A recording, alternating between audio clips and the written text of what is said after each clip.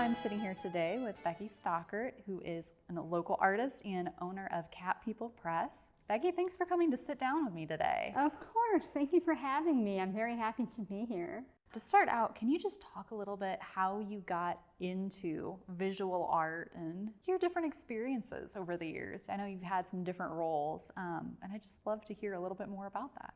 It's kind of cliche, but I've always been an artist ever since I was a kid, I guess. And then I went to art school at St. Francis. I got a degree in ceramics, which I don't do anymore. And then I went back and I got an MA, Master's of Arts, in oil painting, which I also am not doing anymore.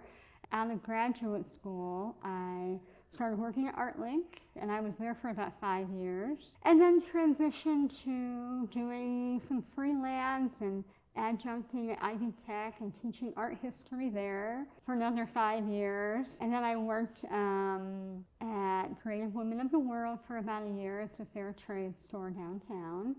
And now I'm back just doing freelance and renovating some houses and running my business, Cat People Press. So yeah, I've always been in the arts, always been kind of an entrepreneur, doing a lot of different things. So it's an ongoing process. It sounds like you've been a little bit of everywhere, and now you said your focus is kind of on Cat People Press. Can you talk a little bit about how that was kind of born into the world and why Cat People Press?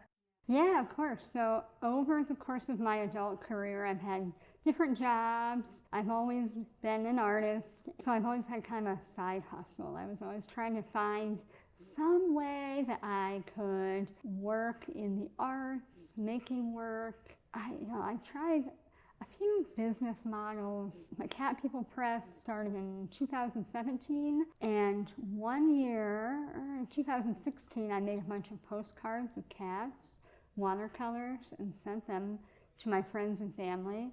And I was like, oh, this is kind of fun. I can do this. And so I started making greeting cards with quirky, funny cat things on them and cats. And then that transitioned into what Cat People Press is now, which is a lot more than just greeting cards.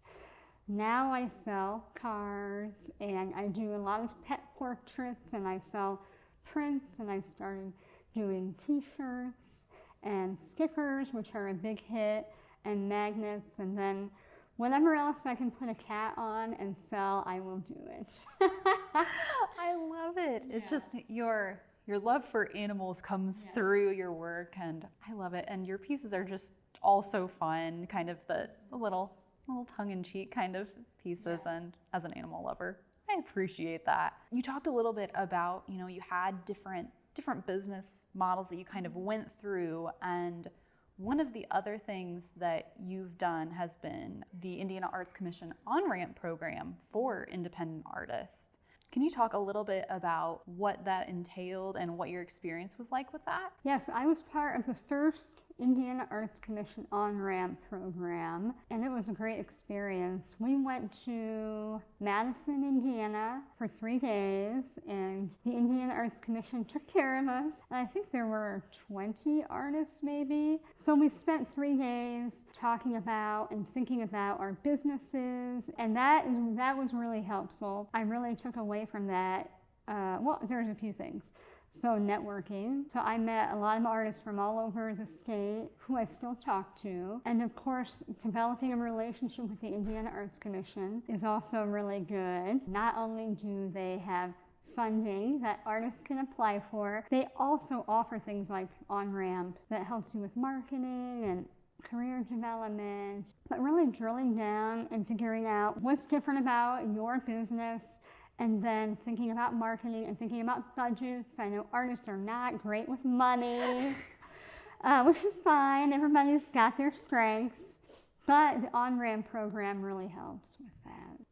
Something that I learned in on-ramp that I think is really important for working artists is the idea of having multiple streams of income. And as a freelancer, it's like I don't just make a living with Cat People Press, right?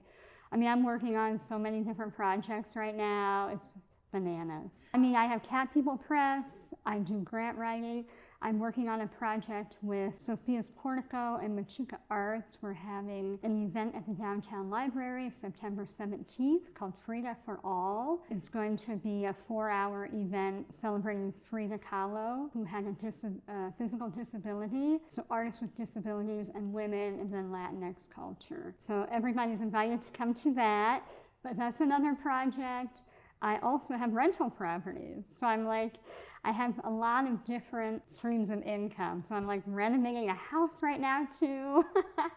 So it's not just like one magic bullet when you're an artist. I mean, unless something magical happens and you get a big client, but big clients go away sometimes too. So it's good to have a lot of different streams of income.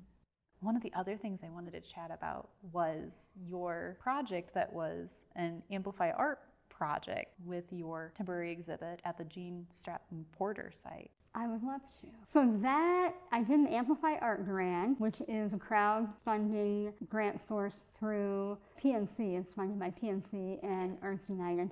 And I started doing the Amplify Art grant when I was with ArtLink to do some crosswalk murals, which are still kind of out there. They're hanging on. They're hanging on, which was kind of amazing because that was over 5 years ago. So you apply, and it's good to apply for projects that are community oriented. And you get more community buy-in for that. And so I thought, oh, I'm an artist, like it's open to individual artists. And I've been working with the Gene Stratton Porter Historic Site in Rome City for 5 years, and that relationship started again with the Indiana Arts Commission. For the State Bicentennial, they did an Arts in the Parks and Historic Sites program where they funded artists to do projects in the state parks and historic sites. So over like 5 years, I did different residencies at that site and made a lot of different art interpreting the works of Gene Stratton Porter. And so for Amplify Art, I applied to create a public outdoor art installation. I applied and won, and I fundraised, and actually I had someone from that community who donated quite a bit, so I was above what I asked for and was able to expand the project. And so it's up now through October up in Rome City, so anybody can go up and walk through the gardens and walk through the property and see 8 different works of art. And then those works of art will also be donated to the site at the end of the show. That's so cool that, you were able to expand it because someone else in the community wanted to see the success of the project. Mm-hmm. And so you were able to not only make it come to life, but go beyond that. Yeah. I'm an introvert and I like just being alone in my studio.